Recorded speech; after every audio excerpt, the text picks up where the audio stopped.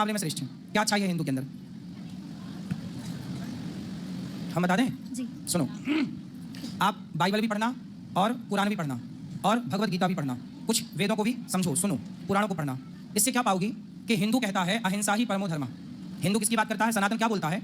अहिंसा ही परमो धर्म। हमारे यहाँ अहिंसा कोई परम धर्म मानते हैं। किसको परम धर्म मानते हैं? अहिंसा मतलब जानती हो? नहीं जानती हो? किसी को मारना हिंसा होता है। जैसे आपने किसी को मारा, जैसे बकरे को काटा तो वो हिंसा है, और बकरे को ना काटना अहिंसा है। मैं आपको नहीं मारता, मैं किसी चींटी को नहीं मारता, मतलब मैं अहिंसावादी हूँ। किसी जीव को ना मारना क्या होती है बेटा? अहिंसा। और किसी को मारना क्या होता है?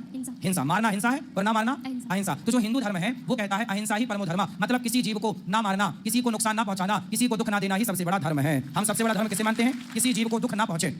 हम किसी की हत्या नहीं करते। हमारे यहाँ दीपावली कोई भी पर्व आवे हम गाय को माता मानते हैं। किसको माता मानते हैं? गाय को। जबकि क्रिश्चियन लोग गाय को खा जाते हैं, हाँ या ना? हाँ। तो यदि गाय को आप माता मानते हैं, गाय की आप हत्या नहीं करना चाहते क्योंकि आपके अंदर दया है।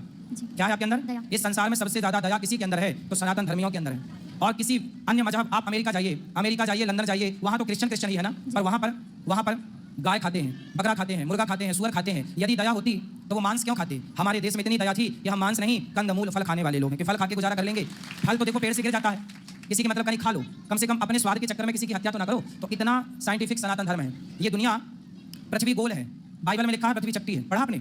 अभी नहीं पढ़ा। वहाँ पहुंचेंगे तो आपको मिलेगा कि पृथ्वी चपटी है, जबकि वेदों में लिखा है कि पृथ्वी गोल है। हमारे वेद ये सिद्धांत जानते थे। वैज्ञानिकों ने सैटेलाइट से देखा तो पाया कि पृथ्वी गोल है, पर सैटेलाइट के पहले लाखों साल पहले हमारे ऋषियों ने कह दिया था कि पृथ्वी गोल है। मतलब हमारे वेद पुराण पूरे साइंटिफिक हैं।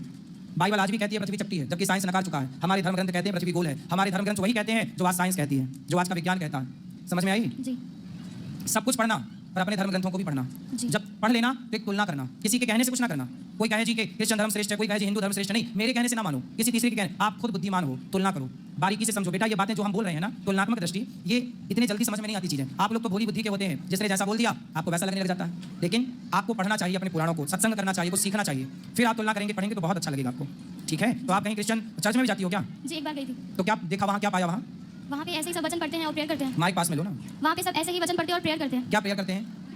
मुझे पूरी नहीं आती, थोड़ी बहुत आती है। जितनी आती है उतना बताओ। अब वो उनके सामने जाके और वो बाइबल का एक वचन रखते हैं और उसको बोलते हैं। कौन सा वचन? बोल के बताओ। क्या ही धन्य है वह पुरुष जो दुष्ट की युक्ति पर नहीं चलता, ना पापियों के मार्ग में खड़ा होता है, ना ठट्ठा करने वाली की मंडली में बैठता है, परंतु वह तो यहोवा की व्यवस्था से प्रसन्न रहता है और उसकी व्यवस्था पर रात दिन ध्यान करता है। वह उस वृक्ष के समान है जो बहती नालियों के किनारे लगाए गए और अपने ऋतु में फैलते हैं, जिसके पत्ते कभी मुरझाते नहीं। इसलिए जो कुछ वह पुरुष करे वह सफल होता है। दुष्ट लोग ऐसे नहीं होते, उस भूसी के समान होते हैं जो पवन से उड़ाई जाती है। इस कारण दुष्ट लोग में अदालत में स्थिर न रह सकेंगे, ना पापी धर्मी की मंडली में ठहरेंगे, क्योंकि वह धर्मियों का मार्ग जानता है, परंतु दुष्टों का मार्ग नाश हो जाएगा। क्या मतलब हुआ इसका? क्या सीख मिली इससे आपको?